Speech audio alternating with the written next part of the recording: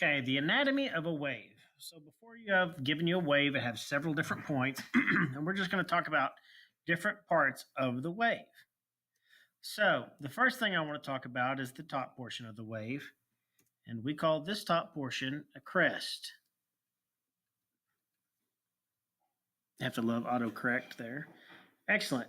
Now this dashed line, this dotted line across the middle, that is my equilibrium line. Okay?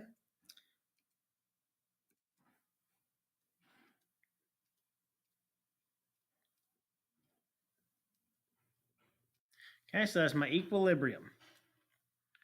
Now, the lowest point of the wave, we're going to call that, and it's called the trough.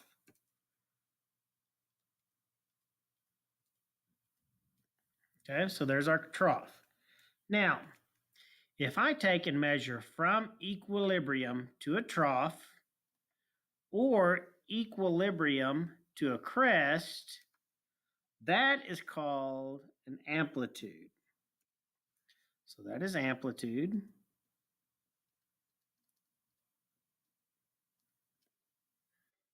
Okay, so I can label it there, and I can label it here. So I'm going to cheat and draw a line. So that's an amplitude. That's amplitude. Okay. So the top portion of a wave is a crest. The bottom portion is, the bottom portion is a trough. If I took and drew a line down the middle, if this wave was to come to rest, that would be equilibrium.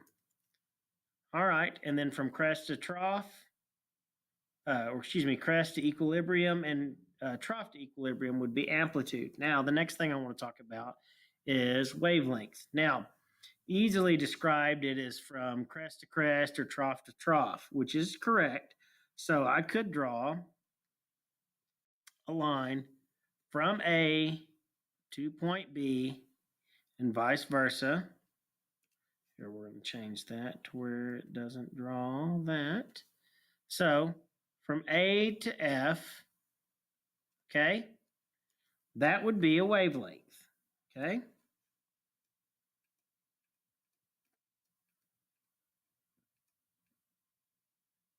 Oh, I just misspelled wavelength. Let me redo that real quick. Can't spell. That's why I teach physics.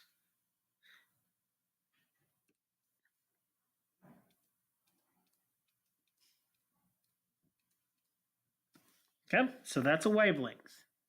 Okay, I could also come down here and measure from trough to trough as well. That also would be considered a wavelength. So a wavelength is any two consecutive points in a wave. But I could also measure other locations besides those. I can also measure, I could say, all right, I want to go from point B. Well, I would have to go to that next same exact location in the next wave. So it's two consecutive points in a wave. So in this case, B to G would also could be considered wavelengths.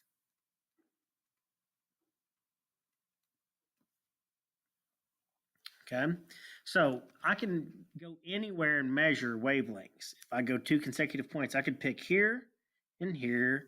I could go from B to G. I could go from E to J. I could pick any of those locations. I could pick an obscure area down here and go from this location to this location and call it a wavelength. So it's just any two consecutive points in a wave. Now, I also want to mention that wavelength can also, once again, be represented by lambda, which looks like an upside down Y according to my students.